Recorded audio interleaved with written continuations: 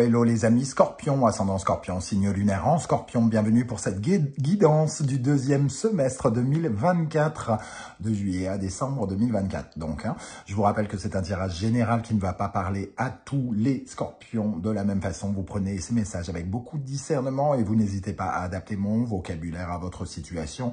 Je vais utiliser parfois des mots qui vont être très justes pour vous et parfois ça vous demandera de trouver l'énergie qui va vous parler davantage. Je vous recommande comme toujours de regarder la vidéo de votre signe ascendant et de votre signe lunaire pour avoir des messages plus précis. Ça ressemblera davantage à un tirage personnalisé. Bon, un peu plus, entre guillemets. Allez, on y va avec les énergies principales de votre tirage qui vous accompagneront pendant le deuxième semestre 2024. N'oubliez pas de liker, de partager, de vous abonner et de commenter sur la chaîne pour attirer l'attention de l'algorithme sur mon travail. Je vous en remercie. Nous avons ici l'énergie du soleil, oui, et de l'étoile, waouh. Alors, le soleil et l'étoile, pour moi, ça me parle clairement d'avoir foi en l'avenir et d'une ouverture sur le chemin que l'on doit prendre dans sa vie. Donc, une certaine forme de compréhension, d'affirmation sur l'endroit, sur la vie que l'on vit, sur la vie que l'on a envie de mener. Donc ça ouvre le champ des possibles, d'une certaine manière, puisque évidemment avoir foi en l'avenir, c'est quand même plutôt sympa. Voilà, donc ça c'est avoir foi en l'avenir, mais c'est aussi ce qui va nous permettre de réaliser nos rêves enfouis ou nos rêves les plus chers. Ici, le soleil et l'étoile nous permet aussi d'avoir finalement une ouverture ou des résultats, des solutions par rapport à quelque chose qui doit être amélioré, qui doit guérir, qui doit vous remettre sur la voie un peu de la chance ou de votre providence, de votre destin quelque part. 19 et 17, nous avons donc 36, 9. Cela passe par une quête initiatique. C'est un peu l'heure du bilan, de l'introspection. Probablement que vous êtes dans une phase où vous cherchez quelque chose, les amis Scorpions, là, dans ce premier semestre, à la fin de ce premier semestre, vous cherchez la voie à suivre, vous cherchez votre vocation professionnelle, vous cherchez à savoir comment aller dans la direction de l'être aimé si vous êtes célibataire, ce genre de choses. Et au fond, finalement, c'est le moment d'une certaine forme d'introspection. Vous êtes un peu en retrait à l'intérieur de vous pour savoir exactement comment on grandit, comment on guérit des choses que l'on a vécues pour pouvoir avancer. Et la deuxième partie de cette année, le deuxième semestre, va vous ouvrir la voie. Vous allez trouver ce que vous cherchez, entre guillemets. Le pape, oui, exactement. L'étoile et le pape, on se remet sur le droit chemin, on répare les choses et finalement, on redevient... on resuit les normes, on fait les choses comme il fallait les faire, entre guillemets. On clôture sans doute quelque chose dans le besoin d'être son meilleur ami à soi-même, quoi, entre guillemets. Le besoin d'écouter au plus profond de soi une voix qui nous dit « il y a quelque chose qui ne va pas dans ta vie, ça, il faut corriger ci ou il faut corriger ça ». Et ici, on nous parle de cette correction justement qui va être faite, de cette réparation, j'ai envie de dire, qui va vous remettre sur le chemin de votre destin. Ça peut passer de différentes manières, mais en tout cas, quoi qu'il arrive, j'ai l'impression qu'il y aura des solutions, des ouvertures, une certaine forme de bonheur qui vous montrera le chemin à prendre. Et vous le trouverez très probablement d'abord à l'intérieur de vous. Ok, on continue avec les énergies des runes. Pour savoir quelle est la rune qui vous accompagne, nous avons Jera. Par rapport à ce que vous êtes en train de mettre en place, le Jera nous dit que vous allez récolter les fruits de ce que vous avez mis en place. Évidemment, si les fruits, les graines que vous avez mis dans la terre sont pourries, ou si vous n'avez pas mis de graines dans la terre, il va être difficile d'avoir des résultats. En revanche, si vous avez bien œuvré dans ce sens, Jera nous dit que vous allez récolter quelque chose et ça ne veut pas forcément dire qu'il faut vous endormir sur vos lauriers. parce que Jera représente aussi le cycle. Donc, vous avez une récolte et vous remettez des graines tout de suite pour entreprendre une nouvelle récolte en hiver. C'est-à-dire, c'est pas parce que vous avez mis des graines au début du printemps que ça y est, c'est fini. Non, il y a d'autres résultats à obtenir plus tard. Donc, c'est un peu comme si c'était la récolte de quelque chose qui n'était que le début, hein, avec cette énergie. Ok. Avec l'oracle de la musique que j'ai créé et qui est disponible à la vente depuis très peu de temps, hein, le 11 juin, je vous invite à le découvrir et pourquoi pas à l'acquérir si vous souhaitez soutenir mon travail sur la chaîne, mais aussi de créateurs artistes. Nous avons l'énergie du blues. Le blues. Ok. Et nous avons la contrebasse. Bon, on retrouve ce personnage hein, ici. Et nous avons justement, avec ces deux énergies, quelque chose qui est caché au plus profond de vous-même. Le blues, ce style musical, finalement, nous parle de raconter son histoire. Le blues, c'est la musique née dans le delta du Mississippi, hein, qui permettait, qui est une musique extrêmement sensitive, hein, qui permettait aux chanteurs noirs, entre guillemets, d'exprimer leurs sentiments, d'exprimer leurs peurs, d'exprimer leurs peines, leurs espoirs. Donc, ce qui était profondément enfoui en eux, les choses gardées secrètes, tout ce qui provient de votre âme, l'inconnu de votre âme. Donc ici, il y a une vraie quête, entre guillemets, personnelle, intérieure, de quelque chose que vous avez besoin de faire jaillir. Vous cherchez par exemple, vous n'êtes plus épanoui dans votre vie professionnelle, il y a quelque chose en vous qui sommeille, une vocation, une envie que vous avez laissée au plus profond de vous. Et avec le blues et aussi la contrebasse, ici, il est question d'aller écouter toutes ces peurs, toutes ces émotions, d'aller à la découverte de soi et d'exprimer concrètement ce que l'on ressent et donc de voir jaillir finalement une part de notre personnalité ou de nos envies ici. Hein. Ne pas garder pour soi, voilà, c'est l'émergence et on voit le soleil ici, hein, l'émergence, un nouveau jour qui se lève, l'émergence de quelque chose qui fait votre route. Avec l'énergie de la contrebasse, on est plutôt justement dans la quête initiatique dont j'ai parlé. La contrebasse, à ce jour, est l'instrument le plus imposant et aussi celui qui a le son le plus grave. Il est considéré un peu comme l'instrument de l'ombre justement parce qu'il est relégué au second plan, parce qu'il prend beaucoup de place. Souvent, il cache d'ailleurs le musicien qui en joue, hein, parce que l'instrument est tellement imposant qu'il devient invisible derrière son instrument. Et ça nous parle justement de cette introspection, de ces sonorités sombres que l'on ressent quand on écoute de la contrebasse. Donc ici, on nous parle de réflexion, de sagesse, de voir le côté caché des choses, de prendre le temps avec lenteur, mais d'être dans cette réflexion. On voit ce personnage qui réfléchit et qui essaye de s'ouvrir finalement à lui. Hein. Donc ici, il y a vraiment une dimension de quête, d'introspection et de quête intérieure. Le besoin de retrouver du calme au plus profond de soi pour savoir exactement comment on doit se diriger. Voilà comment je ressens ces deux énergies. En dos de deck, nous avons le violoncelle. Et comme on le voit sur cette énergie, hein, ça représente vraiment l'enracinement, se sentir en confiance avec son avenir, avoir foi en son avenir, c'est aussi avoir confiance en soi, pouvoir être conscient de sa capacité à construire, à se sécuriser, à se sentir fort, puissant, motivé, courageux, ce genre de choses. Ok, allez, on regarde avec l'oracle du soleil levant, quelle est l'énergie qui va particulièrement vous aider, sur quoi vous pouvez vous appuyer. Le onsen, on est dans l'énergie de l'étoile, la purification des choses, le besoin, la possibilité de réparer, de faire cicatriser le passé et de passer à de nouvelles choses bien plus réconfortante. Voilà, ici le onsen, on va pour passer un bon moment, pour se décontracter, mais aussi pour guérir. D'ailleurs, on voit une blessure sur le bras de ce personnage. Cette blessure est colorée en or, hein, comme le kintsugi, l'art japonais qui veut que on accepte nos failles et nos blessures et parce qu'elles nous rendent plus beaux, plus forts. Et bien ici, avec le onsen, on a vraiment la capacité, dans un monde d'hiver, dans un monde bloqué, entre guillemets, de faire fondre la glace.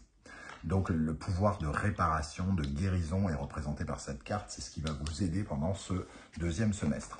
L'énergie qui, au contraire, pourrait vous empêcher d'avancer, vous ralentir, vous paralyser, l'origami.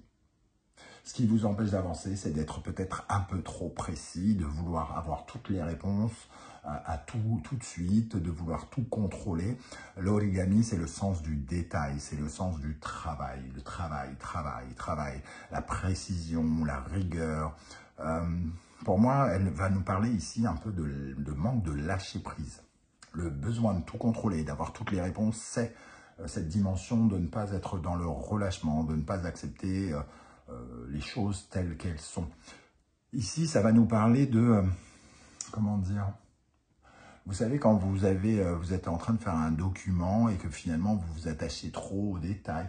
Sur votre copie, vous étiez étudiant, vous mettez des belles majuscules, vous mettez toutes les couleurs, vous faites attention à la marge, aux lignes, tout ça. Et vous finissez par oublier le thème général de ce que vous êtes en train de faire. Vous êtes dans la précision et vous oubliez l'ensemble. C'est aussi ce qu'on peut reprocher aux gens qui ont le sens de la perfection. Ils oublient un petit peu l'idée générale pour se concentrer sur le détail. Eh bien, c'est ce qui pourrait vous poser problème ici avec cette énergie. Donc, un peu de lâcher prise. On va regarder maintenant l'énergie qui va vous accompagner dans le domaine du cœur, de l'affectif, des sentiments, de l'amour, de l'amitié, mais aussi du relationnel avec les autres, vos rapports à l'autre. Nous avons le cavalier d'épée. Vous allez peut-être devenir un peu plus ferme. Hein. Vous allez devenir peut-être un peu plus curieux. Vous allez peut-être aller à la rencontre de nouvelles personnes. Par exemple, devoir communiquer justement avec de nouvelles personnes ici, écrire, être plus dans cette curiosité d'aller peut-être vers un nouveau groupe de personnes, une nouvelle communauté, une nouvelle famille, d'âme ou quelque chose comme ça. Ce cavalier d'épée, par contre, il nous dit que vous pourriez manquer un peu d'émotion, puisque le cavalier d'épée, il est très guerrier, mais il est peu sympathisant, hein, il est peu bienveillant. Il peut parfois manquer un peu de diplomatie. Donc, on vous invite à faire attention à cette partie-là. Ok, vous allez peut-être être surmotivé par quelque chose et donc ne pas vous apercevoir que vous pouvez, sans vous en rendre compte, blesser des personnes sur le passage. En tout cas, leur faire peur ou quelque chose comme ça. Quelle est l'énergie qui vous accompagnera dans la vie professionnelle, financière, matérielle, hein, pendant le deuxième semestre 2024, Amis Scorpion, ascendant Scorpion, signe lunaire en Scorpion, nous avons l'énergie de l'ermite. Il est probable que ce soit sur la dimension professionnelle, notamment, que vous serez amené à faire une certaine forme de bilan et à lâcher prise aussi sur certaines choses, à vouloir tout contrôler. Vous perdez un peu le fil hein, de ce que vous voulez ou de ce que...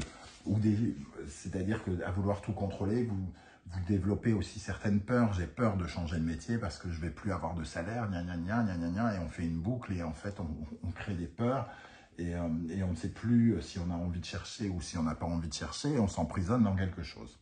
Donc voilà ce qui pourrait vous empêcher d'avancer. Je vais libérer de la place pour regarder quelle bonne surprise vous attend pendant cette période du deuxième semestre. Alors, voilà, on y va les amis Scorpion.